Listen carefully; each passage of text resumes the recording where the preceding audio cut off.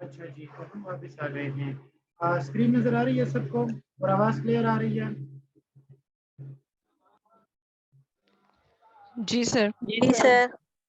Very good, शाबाश। अच्छा, तो अभी हमने मेजर्स ऑफ सेंट्रल टेंडेंसी हमने खत्म कर लिया। ठीक है, measure of central central tendency क्या थे? मीन, मीडियन और मॉड।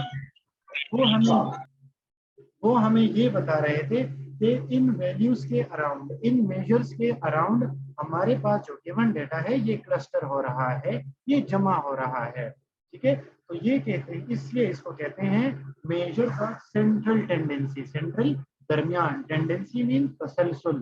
डेटा इस तसलसल से क्लस्टर हो रहा है, जमा हो रहा है, एक्यूमुलेट हो रहा है। अब हम आते हैं मेजर्स ऑफ डिस्पर्जन से। ठीक है, डिस्पर्जन इंग्लिश का वर्ड है। ठीक है, कोई साइंटिफिक वर्ड सर नहीं है। आवाज नहीं आ रही। एक स्टूडेंट को नहीं आ रही या सबको नहीं आ रही? नहीं सर, हमें क्लियर। आवाज आ रही है। तो काइंडली जिनको इशू है वो अपने इंटरनेट को कनेक्टिविटी को जरा देख ले। ठीक है, चलो। तो डिस्पर्जन डिस्पर्स से निकला है। डिस्पर्स कहते हैं फैलने को। ठीक है, तो डिस्पर्जन कहते हैं फैलाव को। पहले हमने सेंट्रल टेंडेंसी पढ़ा। ठीक है, सेंट्रल वैल्यूज जिसके अराउंड डेटा क्लस्टर होता है। अब हम पढ़ने लगे हैं कि डेटा का फैलाव कितना है। ठीक है, डेटा इन सेंट्रल टेंडेंसी से, इन सेंट्रल टेंडेंसी के मेजर से कितना फैला हुआ है। ठीक है, तो अब हम ये पढ़ने वाले हैं। चलिए जरा एक एग्जांपल में देखिए। ठीक है, यहाँ पर calculate mean for the following data sets. ठीक है, अब देखिए इसको अगर हम असेंडिंग ऑर्डर में, ये ऑलरेडी अरे किया हुआ है इसको। 5 लोएस्ट है और 15 हाईएस्ट है। ठीक है, 1 इसमें लोएस्ट है और 19 इसमें हाईएस्ट है। अब अगर हम इनका मीन कैलकुलेट करें तो मीन तकरीबन सेम सेम आएगा, इतना डिफरेंस नहीं आएगा। तो इसमें डिफरेंस क्या हमें आएगा? ठीक है, दोनों हमारे पास 1 2 3 4 5 6 7 7 ऑब्जर्वेशन है। ठीक है, तो देखिए ये इसका सेंट्रल वैल्यू आ गई। यहाँ पर लोएस्ट 5 है, यहाँ पर लोएस्ट 15 है, जबकि यहाँ पर लोएस्ट 1 है और यहाँ पर लोएस्ट 19 है। चले, इन दोनों डेटा सेट्स में आप हमें कोई डिफरेंस बता सकते हैं? मीन तकरीबन सेम सेम होगा इसका।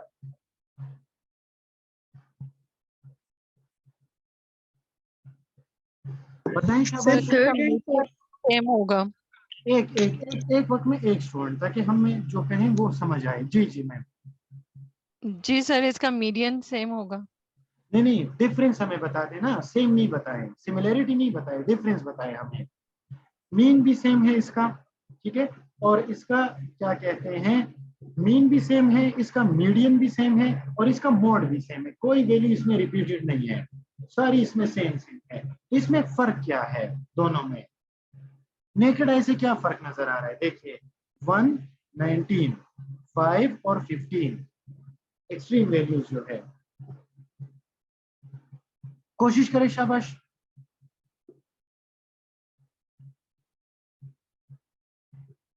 एटलीस्ट कोशिश तो करें ना अपनी।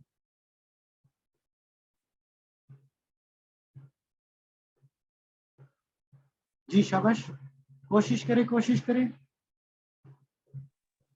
कोशिश। जी सर की आवाज क्लियर नहीं आ रही। अरे मेरे स्टूडेंट्स, थोड़ा सा कॉमन। सब डिफरेंट है ना बस। अरे ज्यादा नहीं है, सब सेम है। 1 2 3 4 5 6 7 7 ही ऑब्जर्वेशन पहली में है, 7 सेकंड में भी है। अगर हम देखें तो इसमें देखिए 10 हमारे पास सेंट्रल पे लाया करता है। ठीक है, जबकि डेटा गया है 1 तक। ठीक है, इसमें गया है 5 तक। इसमें हाईएस्ट वैल्यू है 15 और इसमें है 19। तो डेटा का जो स्प्रेड है, डेटा का जो फैलाव है इन दो वैल्यूज की वजह से वो ज्यादा है ना मेरे स्टूडेंट्स। क्या हो गया आप लोगों को? ठीक है, बाकी सब कुछ सेम है, सिर्फ और सिर्फ हमें इसमें देखिए रेंज इसकी कितनी है? 18 है, इसमें रेंज है 10। तो फर्क तो वाज़ेह नजर आ रहा है ना। 10 और 18 में फर्क है ना, 8 का फर्क है। तो इसमें हमारे पास स्प्रेड ज्यादा है बनिस्बत इस डेटा के, ठीक है। तो इसका मतलब ये हुआ कि हमारे पास जो सेकंड डेटा सेट है उसकी डिस्पर्जन ज्यादा है बनिस्बत फर्स्ट डेटा सेट की, ठीक है। और देखिए नीचे लिखा हुआ भी है, the difference is in the spread of both data sets, the spread of the second data set is more than the first one. अब समझ में आ गया आप लोगों को कि स्प्रेड पहला 1 से 19 तक और 5 से 15 तक, ठीक है। तो स्प्रेड किस में डेटा में ज्यादा है, सेकंड डेटा में 1 से 19 तक जो है बनिस्बत 5 से 15 तक जो है, ठीक है। चलिए जी अब इसमें बता दें हमें इसमें स्प्रेड किस डेटा में होगा, scores of students in A class और बी क्लास 23 से 48 तक और 55 से लेकर 65 तक। इसमें मुझे बता दें किस डेटा सेट में स्प्रेड आपको ज्यादा नजर आ रहा है, 23 से 48, 55 से 65, बताएं शाबाश। बी में। Very good. सर हाँ हाँ बताएं शाबाश। तुक्का नहीं लगाए ना, बाय स्टेट में तुक्का नहीं चलता, ना रट्टा चलता है ना तुक्का चलता है, न देखकर पढ़ने से समझ आना चलता है। सर ए में है, उसमें 74 तक है। देखिए ना वही बात है, इसमें मुझे बताएं फर्क, 55 से 65 तक 12 की रेंज है, 23 से 75 तक 51 तक की रेंज है, तो स्प्रेड किस में ज्यादा है, सर ए में। ए में। सेकंड सेट में वैल्यू ज्यादा है, कहाँ ज्यादा है छोड़े इसको, ठीक है, कंपेयर कर रहे हैं ना हम स्प्रेड को, ठीक है। चले अब इसमें देखें, चले इसमें देखें सैंपल 1 हमने लिया है, ठीक है, जिसमें एजेस हमारे सामने आए हैं 12 से लेकर 56 तक। सैंपल 2 में हमने एजेस लिए हैं 10 से लेकर 18 तक। बताएं स्प्रेड किस में ज्यादा है, फैलाव किस में ज्यादा है, 1 में 2 में, 1 में। सैंपल 1 में। हाँ क्यों, क्योंकि इसका रेंज देखे, इसका रेंज आता है 44, इसका रेंज आता है 8, 18 माइनस 10 8, 12 माइनस 56 40 34 सॉरी नहीं 44 ना 12 है, ठीक है। अब आप लोग को आई होप के स्प्रेड का समझ आ गया होगा, ठीक है। स्प्रेड हम यूज करते हैं डिस्पर्जन के लिए, ठीक है। तो ये वाला डेटा ज्यादा डिस्पर्स है और ये वाला डेटा ज्यादा डिस्पर्स है, ठीक है। अब इसमें हमें होमोजेनिसिटी, ठीक है, शो हो रही है, कंसिस्टेंसी शो हो रही है, लेकिन फर्क कहाँ पे आ रहा है, स्प्रेड में, डिस्पर्जन में। चले जी अब हम आ जाते हैं इसको measures of variability, variability difference को कहते हैं ना, ठीक है।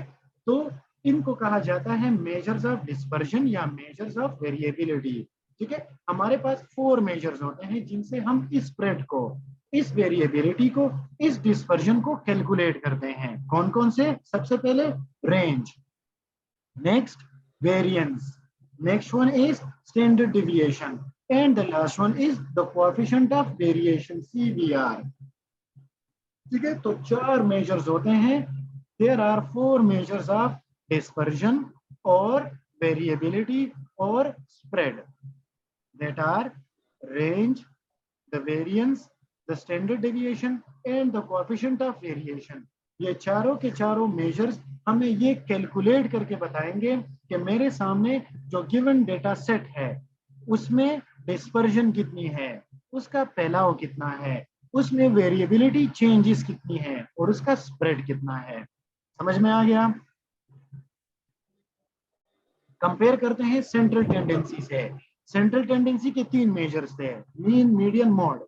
क्या बता रहे थे हमें कि इन वैल्यूज, इन मेजर्स के अराउंड डेटा क्लस्टर हो रहा है जो कि सेंट्रल है, ठीक है। रेंज, वेरिएंस, स्टैंडर्ड डेविएशन और कोएफिशिएंट ऑफ वेरिएशन हमें ये बताता है कि मेरे सामने जो डेटा सेट है इनमें वेरिएशन कितनी है, चेंज कितनी है, इनमें स्प्रेड कितना है, इनमें डिस्पर्जन कितनी है। सबसे पहले रेंज, रेंज आप लोग को पता है, ठीक है। The difference between the smallest and the largest value is known as the range, ठीक है। ये डेटा सेट है, डेटा को अरे करना लाजमी है आसानी के लिए, 35 टू 48। तो हम क्या करेंगे, रेंज को निकालेंगे हम maximum minus minimum value.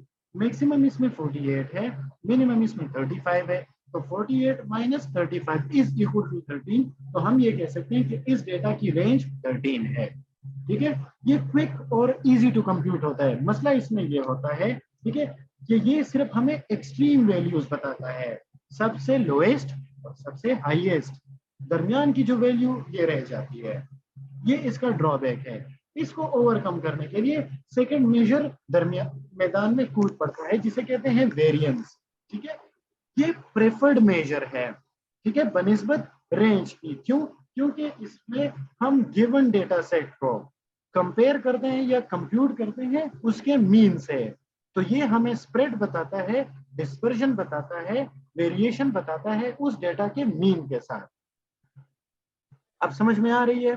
Variance हमें क्या डिफरेंस बताता है, क्या स्प्रेड बताता है? उस डेटा के मीन के साथ। ठीक है, उस डेटा के मीन के साथ हमें डिफरेंस बताता है, इसलिए ये प्रेफर्ड मेजर है वेरिएशन का। ठीक है, अब देखिए डिफरेंस हमें कैसे पता चलेगा। x को हम डिनोट करते हैं, हमारे पास जो ऑब्जर्वेशन है, जो वैल्यू है डेटा सेट में, ठीक है, 3 4 5 6 7 8 9 10, या जो क्लास जो हमने किया था ना 0 1 2 3 4 5 6 7 8, तो वो उसको हमने डिनोट किया था x से। और मैंने आपको बताया कि मीन को हम डिनोट करते हैं x बार से। तो जब ये हमें डिफरेंस बताएगा, तो सबसे पहले ये हमें डिफरेंस बताता है, तो simply x minus x bar, while x denoting the observation in the given data set। जो मेरे पास वैल्यू है, इंडिविजुअल वैल्यू, वो x से डिनोट होती है। मीन उस डेटा का एज अ होल मीन, ये डिनोट होता है x बार से। ठीक है, लेकिन इसका फॉर्मूला ये नहीं होता, ये सिंपल है। ठीक है, इसका फॉर्मूला कुछ ऐसे होता है, summation x minus x bar whole square divided by, अगर तो ये पॉपुलेशन में है, जब पॉपुलेशन का वेरिएंस हम निकालते हैं तो पॉपुलेशन का वेरिएंस डिनोट होता है, इसको कहते हैं सिग्मा। ठीक है, पॉपुलेशन का वेरिएंस डिनोट होता है सिग्मा स्क्वायर से, और फॉर्मूला है इसका समेशन। इसका मतलब ये है कि इनको मैंने सबमिशन की है, मैंने इन सबको ऐड किया है, उसके बाद मैंने इसको स्क्वायर रूट किया है, इसका मैंने स्क्वायर निकाला है। तो फॉर्मूला है इसका x माइनस म्यू। अब म्यू क्या है? म्यू होता है मीन, लेकिन पॉपुलेशन का मीन। ठीक है, इसको डिनोट ऐसे करते हैं। ठीक है, मीन को डिनोट करते हैं म्यू से पॉपुलेशन में, और वेरिएंस को सिग्मा से डिनोट करते हैं पॉपुलेशन में, सिग्मा स्क्वायर से। तो फॉर्मूला इसका होगा पॉपुलेशन वेरिएंस का, sigma square is equal to summation x minus x bar whole square divided by capital M। ठीक है, हमारे पास जो पॉपुलेशन होते हैं, ठीक है, जो नंबर ऑफ ऑब्जर्वेशंस होती है पॉपुलेशन में, तो उसको हम कैपिटल N से डिनोट करते हैं। सैंपल का वेरिएंस हम कैसे निकालेंगे? एस स्क्वायर, क्योंकि स्मॉल एस स्क्वायर ये डिनोट होता है सैंपल वेरिएंस के लिए, स्मॉल एस स्क्वायर डिनोट होता है सैंपल वेरिएंस के लिए। ठीक है, x माइनस x बार, अब x बार क्या है? ये मीन है लेकिन सैंपल का। ठीक है, म्यू पॉपुलेशन का वेरिएंस मीन, और x बार सैंपल का मीन। तो x minus x bar whole square divided by n minus 1। यहाँ पर थोड़ा सा स्मॉल n, यहाँ पर थोड़ा सा डिफरेंस है। ठीक है, क्योंकि सिंपल में हमेशा हम n माइनस 1 करते हैं, इसको रिसर्चर की पावर कहते हैं। ठीक है, एरर को थोड़ा सा मिनिमाइज करने के लिए, ये आगे जाकर हम पढ़ेंगे थोड़ा सा, इसको पावर ऑफ द टेस्ट कहते हैं। ठीक है, और ये रिसर्चर हमेशा अपने पास रखता है। ठीक है, अब देखिए ये मेरे पास इस डेटा का मीन है, ये स्टैंडर्ड डेविएशन 1 है, -1, ये स्टैंडर्ड डेविएशन 2 है, ये स्टैंडर्ड डेविएशन 3 है, लेकिन माइनस, ये मीन है पॉजिटिव साइड, ये स्टैंडर्ड डेविएशन 1 है, ये स्टैंडर्ड डेविएशन 2 है, ये स्टैंडर्ड डेविएशन 3 होता है। ठीक है, तो ये हमें क्या बताता है कि इस मीन से इस तक जो डिफरेंस है, ये S1 कहते हैं इसको, S-1। ठीक है, क्योंकि डेटा का फैलाव यहाँ तक है। ठीक है, इसको स्टैंडर्ड डेविएशन +1 कहते हैं। क्यों? क्योंकि इन दोनों के दरमियान डेटा का फैलाव यहाँ तक है, इसको कहते हैं standard deviation 1, standard deviation 2, standard deviation 3, standard deviation -1, standard deviation -2, standard deviation -3। ठीक है, अब देखिए यहाँ तक फैला हुआ है डेटा मेरे पास, इसका वेरिएंस इतना है। ठीक है, कंप्यूटेशन को आप कह लें, ये है मेरे पास सैंपल का स्टैंडर्ड डेविएशन, डिनोट हो रहा है एस स्क्वायर से, summation x minus X bar whole square divided by n minus one, summation the sum of ये तमाम value x each individual observation in the given data set, x bar sample का mean और ये sample size. ठीक है, चले एक example ले लेते हैं इस डेटा सेट का जो कि वेट लॉसेस है 5 पीपल का। ठीक है, तो इसका मेरे पास ये मेरे पास गिवन डेटा सेट है, इसका मैंने वेरिएंस निकालना है। ठीक है, तो देखिए इंडिविजुअल वैल्यू x से डिनोट होगी। आप सबको समझ आ रहा है या नहीं? आप सबको समझ में आ रहा है? सर ये वेरिएंस दोबारा रिपीट कर दें प्लीज। अच्छा देखिए, वेरिएंस कहते हैं variability between the individual observation and the mean. ठीक है, वेरिएंस कहते हैं तगय्युर को, चेंज को। ठीक है, मीन और इंडिविजुअल वैल्यू के दरमियान जो डिफरेंस होता है उसको कहा जाता है वेरिएंस। फार्मूला सबसे पहले डिनोट कैसे होता है? सैंपल में ये डिनोट होता है स्मॉल एस स्क्वायर से, पॉपुलेशन में ये डिनोट होता है सिग्मा स्क्वायर से। फॉर्मूला इसका होता है अगर पॉपुलेशन में हम करें summation x minus mu whole square divided by capital N, sample में ये कैलकुलेट होता है S square is equal to summation x minus X bar whole square divided by n minus one, small n minus one. ये इसका formula होता है। अब समझ में आ गया? अब देखिए ये तमाम की तमाम वैल्यूज हम निकालेंगे कैसे, ऐसे निकालेंगे। ये मेरे पास 5 पार्टिसिपेंट्स का डेटा है जिन्होंने पिछले हफ्ते में अपना वेट लॉस किया है, 0 kg, 15 kg, 10 kg और 22, 33 kg। अब देखिए ये मेरे पास इंडिविजुअल ऑब्जर्वेशन है, इसको मैं डिनोट कर रहा हूँ x से। ठीक है, ये x है। सबसे पहले मैं इसका मीन निकालूंगा। ठीक है, तो मीन में मैं कैसे निकालूंगा? ये इन सबको मैं ऐड करूंगा, 25 जमा 22, 45 47 सॉरी और 3 तो 50 मेरे पास समेशन आ गया 1 2 3 4 5 वैल्यूज आ गई। 50 divided by 5 is equal to 10, तो इस डेटा का मीन आ गया 10। अब देखिए मैंने सबसे पहले क्या करना है, x माइनस एक्स बार निकालना है। तो इसका x माइनस एक्स बार कैसे होगा? जब मैं 0 से माइनस करूं मीन को, मीन है इस डेटा का 10।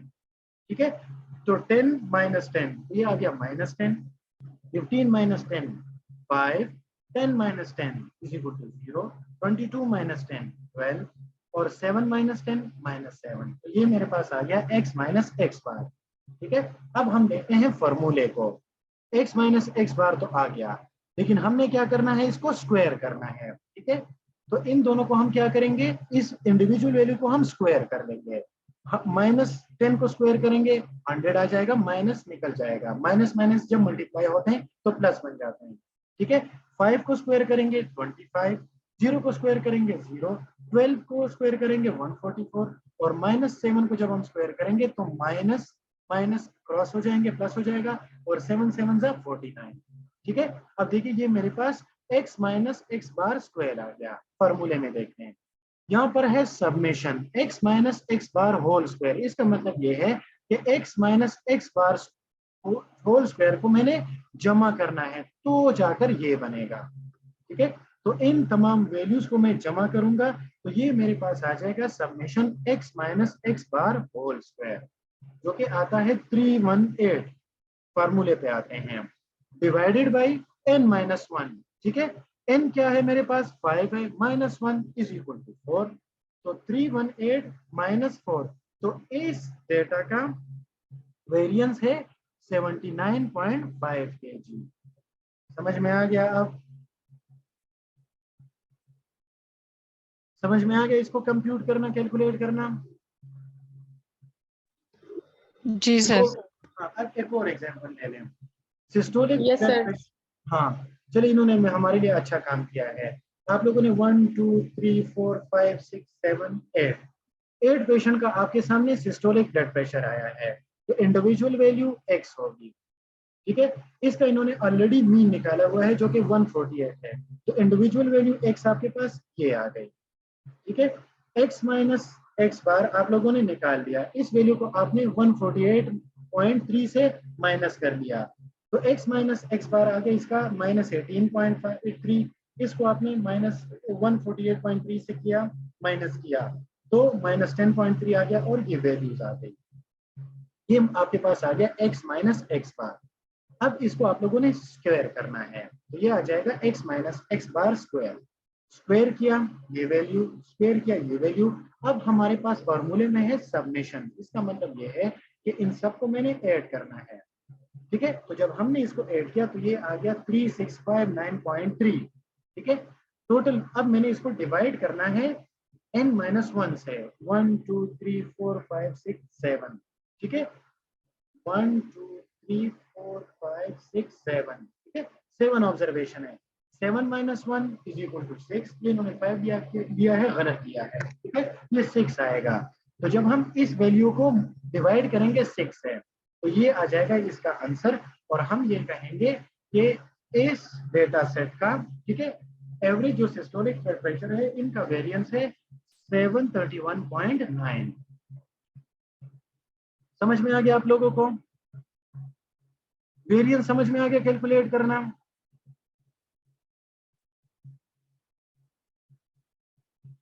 अच्छा अब देखिए, अगर ये आपको समझ में आ गया तो स्टैंडर्ड डेविएशन ऑटोमेटिकली समझ में आ गया। क्यों? क्योंकि स्टैंडर्ड डेविएशन कहलाता है the under root of the variance, ठीक है the under root of the variance is known as the standard deviation, ठीक है।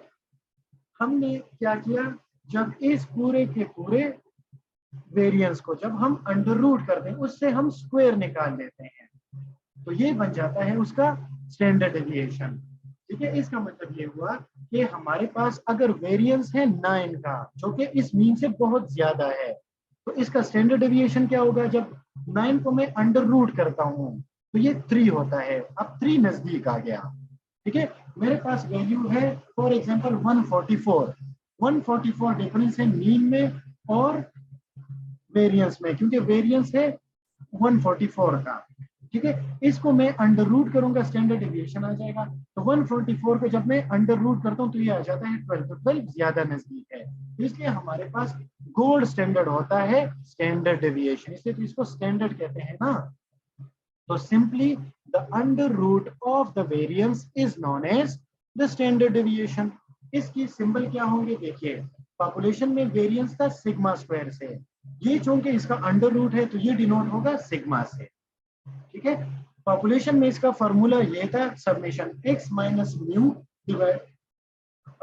Whole square divided by capital N, ठीक है। तो इसका मैं इसके ऊपर सिंपल अंडर रूट लगा लूंगा। सैंपल स्टैंडर्ड डेविएशन, ठीक है, वेरिएंस डिनोट हो रही थी एस स्क्वायर से, ये चूंकि इसका अंडर रूट है तो जब अंडर रूट होता है तो स्क्वायर खत्म हो जाता है, तो स्मॉल एस से डिनोट होगा सैंपल में स्टैंडर्ड डेविएशन, ठीक है। और x minus X bar whole square divided by n minus 1, तो जब इसका हम अंडर रूट लेंगे तो ये बराबर हो जाएगा स्टैंडर्ड डेविएशन का, ठीक है। देखिए s इज इक्वल टू, ये इसका वेरिएंस का ये अंडर रूट है ना, ठीक है, तो ये अंडर रूट होगा तो स्क्वायर खत्म हो जाएगा, तो ये स्टैंडर्ड डेविएशन के बराबर होगा, ठीक है। अब देखिए सिंपली हमने क्या करना है, देखिए वही सेम फार्मूला हमने करना है वेरिएंस के लिए। लास्ट में हम क्या करेंगे कि मेरे पास जो आंसर आया है, जो वेरिएंस आया है, इसको मैं अंडर रूट करूंगा इस वैल्यू को, तो ये आ जाएगा इसका स्टैंडर्ड डेविएशन, और इसको मैं डिनोट करूंगा एस से। एक स्टेप हमने बढ़ाना है स्टैंडर्ड डेविएशन कैलकुलेट करने के लिए, वो स्टेप क्या होगा? जो वेरिएंस आएगा एक मिनट यहाँ से, ये वाला, ठीक है। ये सारा का सारा हमने करना है। अब मैंने क्या करना है, ये s इज इक्वल टू हो जाएगा जब हम 731 को अंडर रूट करेंगे तो जो वैल्यू आएगी 34 आती है, 35 आती है, तो वो होगा s इज इक्वल टू 33 या 34, ये इस डेटा का हो जाएगा स्टैंडर्ड डेविएशन। समझ में आ गया आप लोगों को? ठीक है। ग्रुप डेटा में हम क्या करते हैं, F I X I divide summation F I X I individual data में, ठीक है। ग्रुप सॉरी इंडिविजुअल नहीं, ग्रुप डेटा के लिए, सिंगल के लिए हमने कर दिया ना, डिवाइडेड बाय n। अब देखिए ये हम कैसे निकालते हैं, ठीक है, क्लासेस होती है, ग्रुप डेटा की हम बात कर रहे हैं। अच्छा देखिए एक्स आई हमेशा होता है मिड वैल्यू या mid point of the class, इनका जो इंटर क्लास इंटरवल होती है इन दोनों को हमने जमा करना है, 2 से डिवाइड करना है, तो ये इस क्लास का मिड पॉइंट आ जाएगा 32 प्लस 37, तो ये हो जाएगा 69। 69 को जब हम 2 से डिवाइड करेंगे तो 32 2 जा 68, सॉरी 34.5 इसका मिड पॉइंट आ जाएगा, तो ये एक्स आई आ जाएगा। इनको हम जमा करेंगे, इसका मिड पॉइंट आ जाएगा 39.5, ठीक है, तो ये एक्स आई आ जाएगा या एक्स आ जाएगा। अब देखिए एफ आई एक्स आई, हमने फ्रीक्वेंसी को मल्टीप्लाई करना है एक्स से, तो ये एफ आई एक्स आई आ जाएगा। अब इसको हमने स्क्वायर करना है, तो ये F I X I square आ जाएगा, ठीक है। तो सॉरी एक स्टेप रह गया, एफ आई एक्स आई से हमने क्या करना है, या एक्स को हमने x माइनस एक्स बार करना है। चलिए इसको आप देख लीजिएगा, वैसे ग्रुप डेटा का हम ज्यादातर नहीं करते, हम इंडिविजुअल डेटा का करते हैं, ठीक है। इसका हम ज्यादातर नहीं करते, ये आप लोग देख लीजिएगा, ये बहुत कॉम्प्लिकेटेड हो जाएगा, ठीक है। अब देखिए ये हमें फर्क बता रहा है, ठीक है। When the data are clustered about the mean, the variance and deviation will be somewhat small। देखिए हमारे पास मीन के इर्द गिर्द जितना करीब डेटा क्लस्टर होगा, इसका मतलब ये है कि वेरिएंस और स्टैंडर्ड डेविएशन इतने स्मॉल होंगे। मीन के जितना करीब डेटा क्लस्टर होगा, वेरिएंस और स्टैंडर्ड डेविएशन स्मॉल होंगे।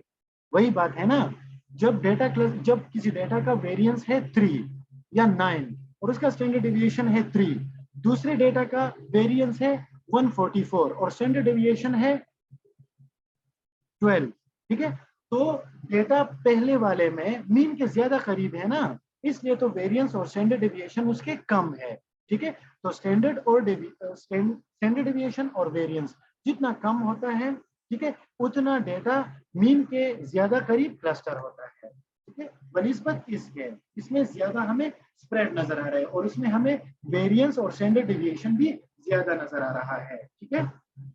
When the data is widely scattered about the mean, the variance and deviation will be somewhat large।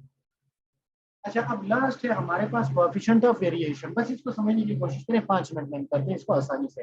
देखिए कोएफिशिएंट ऑफ वेरिएशन किसे कहते हैं? कोएफिशिएंट ऑफ वेरिएशन कहते हैं कि देखिए हम स्टैंडर्ड डेविएशन डायरेक्टली कंप्यूट करते हैं दो वेरिएबल्स के दरमियान या दो डेटा सेट के दरमियान, अगर उनका यूनिट सेम हो, ठीक है। अगर केजी में हो, अगर सेंटीमीटर में हो, अगर किलोमीटर में हो, ठीक है, अगर बीट्स पर मिनट में हो, तो ये तो आसान हो जाएगा ना, दोनों को हम कंपेयर कर ले, दोनों को माइनस कर ले, तो क्या हो जाएगा, हमारे पास डिफरेंस आसानी से कैलकुलेट हो जाएगा। लेकिन अगर हमने किसी दो वेरिएबल्स का या दो डेटा सेट का जिनके यूनिट्स डिफरेंट हो, उनका हमने डिफरेंस निकालना है, तो उसको कहते हैं कोएफिशिएंट ऑफ वेरिएशन, ठीक है। When two data sets have the same unit, when the two data sets have different units, the difference between the two data sets is known as coefficient of variation। समझ में आ गया?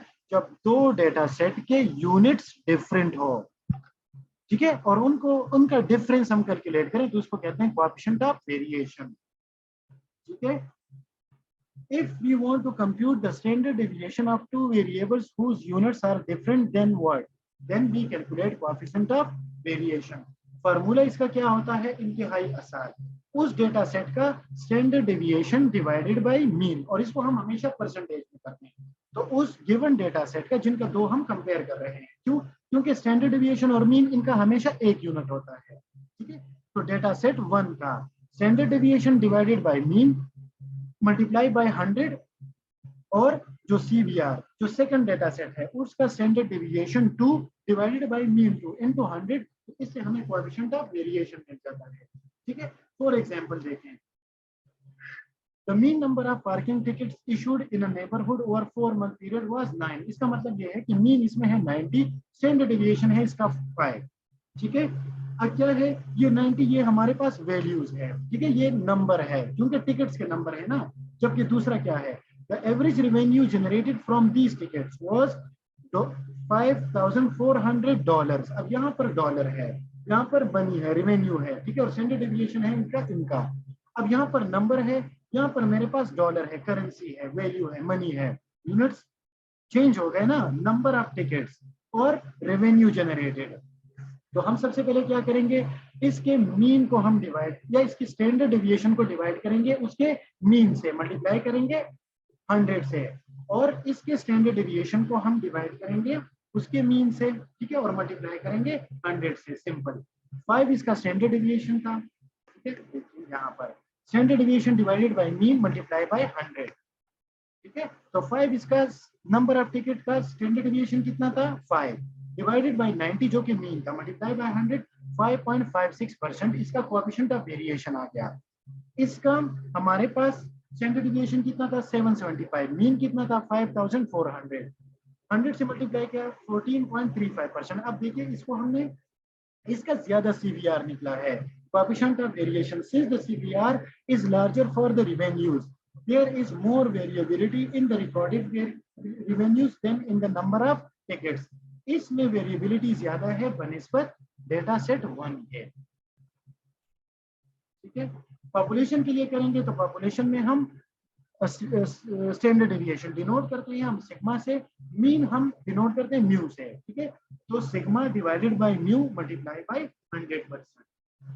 तो ये हो गया इस डेटा का सीवीआर। आई होप कि आप लोगों ने आज का सेशन और से सुना होगा, एंजॉय किया होगा, इंटरेस्टिंग होगा, मुश्किल जरूर होगा, ठीक है, लेकिन इसको पढ़ेंगे, एक्टिविटी को सॉल्व करेंगे, उस पे प्रैक्टिस करेंगे तो इंशाल्लाह अजीज कभी भी नहीं भूलेंगे आप लोग।